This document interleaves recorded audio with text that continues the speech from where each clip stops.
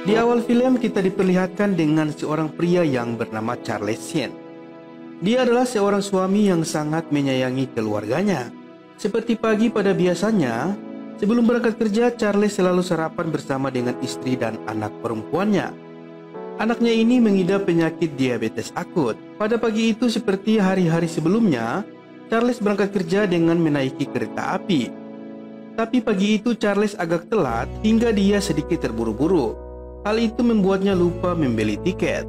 Saat pemeriksaan, Charles tidak membawa uang sepeser pun untuk membayar denda, karena uangnya sudah diambil istrinya tadi. Tiba-tiba saja ada seorang wanita yang berkata, "Aku yang akan membayarnya." Charles pun merasa tidak enak dan langsung menghampirinya. Dia ke sana sekedar mengucapkan terima kasih dan berjanji akan mengembalikan uang itu besok. Charles berkata jika besok menaiki kereta, "Aku akan bayar utangku." Keesokan harinya mereka berdua pun bertemu kembali. Dari sinilah mereka saling berkenalan satu sama lain. Wanita ini bernama Lucinda Harris. Lucinda ini sudah menikah dan memiliki seorang anak perempuan. Sesampainya di kantor, Charles mulai browsing mencari nama kantor tempat Lucinda bekerja. Dan benar saja dia menemukan nama Lucinda Harris di sana. Siang harinya Charles mulai kepikiran terus dengan sosok wanita cantik itu. Dia lalu menelpon Lucinda untuk mengajak makan siang bersama. Keesokan harinya Charles mulai berbohong kepada istrinya kalau dia akan pulang lebih malam karena ada tambahan kerja di kantor. Begitu juga dengan Lucinda yang menelpon suaminya. Di malam itu Charles mengajak Lucinda ke sebuah klub malam. Di dalam sana Charles menantang Lucinda untuk bertaruh $20 jika dia menciumnya tanpa menyentuh bibir. Setelah uang itu diberikan, perlahan-lahan Charles mulai mendekatkan wajahnya ke wajah Lucinda. Tanpa perlawanan, Charles akhirnya mencium Lucinda itu. Dan itu berarti Charles kalah dalam taruhan itu. Charles pun berkata, "Sungguh tak rugi uang yang kupertaruhkan itu." Tak lama kemudian, tiba-tiba saja ada orang mabuk yang mengganggu mereka dengan terus menggoda Lucinda. Charles pun mulai emosi melihat kelakuan orang itu. Apalagi dia mengatakan jika Lucinda adalah seorang pelacur. Dia pun memukuli pemabuk itu hingga terjatuh. Charles pun langsung menarik tangan Lucinda untuk pergi dari tempat itu. Mereka berdua sepertinya sudah sama-sama dimabuk asmara. Nafsu ingin bercinta pun sudah tidak terbendung lagi. Mereka berdua lalu mencari sebuah hotel. Di dalam taksi mereka memilih hotel yang ingin mereka pilih. Lucinda terlihat sangat gelisah dan tiba-tiba menghentikan taksi itu. Dia merasa tidak melanjutkan ini semua. Lalu Charles pun langsung ikut turun dan mulai menyadari apa yang telah mereka lakukan ini salah. Namun keadaan sudah sangat larut malam dan tidak jauh dari sana ternyata ada sebuah hotel kecil. Charles pun langsung menuju hotel itu untuk memesan kamar. Setelah mereka berdua di dalam kamar, Charles menanyakan Lucinda apakah ingin pulang atau tetap di hotel. Lucinda pun menjawab kalau dia ingin tidur dengan Charles. Lalu mereka pun mulai bercumbu, dan ketika ingin bercocok tanam, tiba-tiba terdengar suara pistol yang dikokang diarahkan di kepala Lucinda. Ternyata seorang perampok telah masuk ke dalam kamar itu, karena mereka lupa mengunci pintunya. Perampok itu pun langsung memukul Charles dan meminta mereka berdua memberikan dompetnya masing-masing. Namun tidak sampai di sini, rupanya perampok itu mulai melirik Lucinda dan mulai menghampirinya. Charles yang melihat ada kesempatan mencoba menyerang perampok itu. Tapi dengan cepat, si perampok itu mematahkan serangan Charles itu. Akibatnya Charles terjatuh dan kepalanya terbentur di meja. Setengah sadar, Charles masih berusaha bangkit. Tapi perampok itu menghajar kembali wajah Charles dengan gagang pistolnya. Charles pun pelan-pelan mulai kehilangan kesadaran. Di saat itulah perampok itu dengan leluasa menarik kaki Lucinda dan memperkawasnya. Setelah itu kesadaran Charlie mulai pulih kembali. Akan tetapi semuanya telah terjadi. Lucinda pun hanya duduk terdiam. Rasa cemas dan bersalah menyelimuti pikiran Charles. Dia merasa bersalah karena dia tidak bisa menjaga Lucinda. Namun semuanya telah terjadi. Charles pun menawarkan Lucinda ke rumah sakit. Namun Lucinda menolaknya karena takut ketahuan oleh suaminya. Kemudian Charles pun ingin menelpon polisi, tapi Lucinda melarangnya karena dia takut perselingkuhannya ketahuan. Lucinda akhirnya memutuskan untuk mengakhiri perselingkuhan ini dan melupakan semua yang telah terjadi. Keesokan harinya, Charles tetap pergi ke kantor dengan wajah babak belur. Bosnya pun menanyakan kondisinya. Charles hanya menceritakan kalau semalam dia ditodong dan dia juga sudah pergi ke rumah sakit. Lalu bosnya pun menyuruh Charles untuk pulang saja dan beristirahat. Sesampainya di rumah, Charles memberikan alasan yang sama kepada istrinya. Tak lama kemudian teleponnya berdering.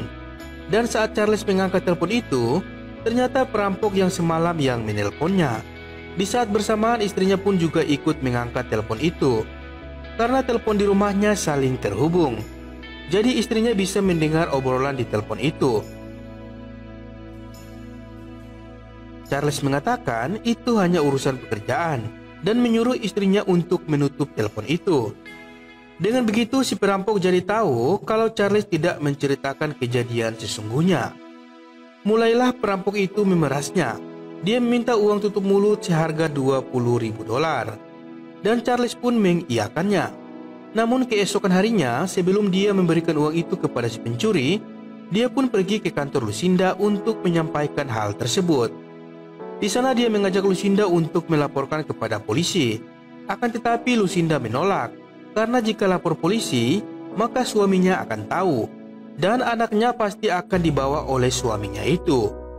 Lalu Lucinda memberikan uang kepada Charles. Dia berharap bisa membantu beban Charles. Tentu saja Charles langsung menolaknya. Di akhir pertemuan Lucinda juga mengatakan sebaiknya kita tidak usah berhubungan lagi. Lalu Charles pun pergi menemui si perampok itu di tempat yang sudah disepakati, tentunya untuk memberikan uang tersebut. Dan ia berharap masalah ini segera selesai. Tapi selang beberapa minggu Charles mendapatkan telepon dari si perampok itu lagi. Dan Charles pun langsung mengatakan kalau kali ini dia tidak memberikan uang sedikit pun. Tapi tak disangka ternyata si perampok kali ini menelpon dari rumah Charles. Dan Charles pun bergegas berlari menuju ke rumahnya. Si perampok ternyata sudah di rumah Charles dan sedang berbincang dengan istri dan anaknya. Dia mengaku sebagai teman kerja Charles. Kali ini sambil mengancam, si perampok tersebut meminta uang $100.000. Mengingat karakter si perampok yang sangat sadis, Charles pun memikirkan nasib anak dan istrinya. Sepertinya dia tidak punya pilihan lain selain memberikan uang itu kepadanya. Tapi sebelum memberikan uang itu, Charles mencoba berbicara kepada pengacaranya. Dia menceritakan segalanya yang terjadi. Namun menurut sang pengacara, karena kejadiannya sudah 6 minggu dan bukti-buktinya juga tidak kuat, ditambah lagi dia masuk ke rumah Charles tanpa mendobraknya, menurut pengacara itu hal yang sangat mustahil untuk menuntutnya di pengadilan, kecuali jika Lucinda mau memberikan saksi. Charles pun kembali menemui Lucinda di kantornya. Charles menceritakan yang terjadi dan mengajak Lucinda membuat laporan ke polisi. Tapi Lucinda tetap menolak. Dan lebih mengejutkannya lagi, Lucinda justru mengatakan kalau dia baru saja aborsi akibat pemerkosaan itu. Pernyataan Lucinda membuat Charles tak tahu harus berbuat apa lagi. Hal ini semakin membuat dia frustasi. Di tengah stres, Charlie mencoba berbicara dengan Wilston, seorang office boy yang cukup akrab dengannya di kantor. Dia tahu dulu Wilston pernah di penjara, jadi Wilston bisa sedikit membantunya. Setelah Charles menceritakan semua hal yang menimpanya, Wilston pun memberikan penawaran dengan cukup bayar 10% saja, dan dia akan membereskan si perampok ini. Charles yang tidak punya pilihan lain langsung menyetujuinya. Sesampainya di tempat yang sudah disepakati, Wilston berbicara sambil menunjukkan kalau dia membawa pistol yang tidak ada isinya untuk menakuti si perampok itu. Tapi belum selesai berbicara, Wilston sudah ditembak oleh si perampok itu. Dan perampok itu mengancam agar Charles segera menyiapkan uangnya. Akibat kejadian itu, Charles harus membuang mayat dan mobil Wilston ke sungai untuk menghilangkan jejak. Di pagi harinya, di kantor Charlie dia didatangi oleh seorang detektif, yang ternyata dia adalah paman Wilston. Sang detektif mengatakan kepada Charles bahwa Wilston semalam dibunuh dan mayatnya dibuang ke sungai. Mendengar pernyataan itu, Charles pun pura-pura kaget. Lalu sang detektif menanyakan apakah Charles memiliki pistol dan apa yang Charles lakukan semalam. Belum sempat menjawab pertanyaan itu, telepon pun berbunyi. Ternyata si perampok itu sedang mengancam Lucinda di apartemennya. Si perampok mengancam jika dalam waktu 20 menit Charles tidak membawa uangnya, maka Lucinda akan dibunuh. Begitu juga istri dan anak Charles. Charles lalu pergi ke bank untuk mengambil uang tabungannya. Sebenarnya uang itu adalah simpanan untuk pengobatan anaknya nanti. Tapi karena ia telah bermain api, maka ia harus memadamkan api itu. Charles tidak punya pilihan lain. Dia tidak ingin Lucinda dan keluarganya dibunuh seperti Wilson. Dia segera pergi menuju ke apartemen yang diberitahukan si perampok itu. Sesampainya di sana, nampak Lucinda sedang diancam oleh perampok itu. Dengan cepat, si perampok itu meminta uangnya. Lalu Charles pun memberikannya. Setelah si perampok pergi, Charles menanyakan keadaan Lucinda dan mengatakan kalau semua ini sudah berakhir karena dia sudah memberikan segalanya. Lantas, apakah semua telah berakhir? Tentu saja belum. Masalah Charles memang sudah berakhir, tapi twist pada film ini baru saja akan dimulai. Meskipun Mimin yakin kalian pasti sudah bisa menebaknya, tapi mari kita lihat balas dendam dari Charles ini. Scene kemudian berpindah yang memperlihatkan Charles mencoba menemui Lucinda di kantornya. Yang mengejutkannya lagi, ternyata Lucinda Harris adalah orang lain. Dan wanita yang mengaku sebagai Lucinda selama ini hanya karyawan kontrak sementara di sana. Charles pun langsung pergi ke apartemennya. Sesampainya di sana, ternyata apartemen itu disewakan bulanan. Dan lebih kagetnya lagi, ternyata di brosur apartemen itu ada foto anak kecil yang Lucinda pernah bilang bahwa itu foto anaknya. Ternyata itu bukan anaknya, melainkan foto brosur dari apartemen itu. Charles kemudian pergi ke stasiun kereta untuk mencari Lucinda, dan benar saja dia berada di sana. Ketika Charles ingin menghampirinya, ternyata ada laki-laki lain yang sedang bersamanya. Charles pun mencoba membuntuti Lucinda, dan betapa kagetnya Charles, ternyata Lucinda menemui si perampok itu dan saling berpelukan layaknya pasangan suami istri. Charles mulai menyadari kalau dia ternyata korban penipuan dari kedua pasangan ini. Tak terima dengan semua ini, Charles mulai mengatur rencana.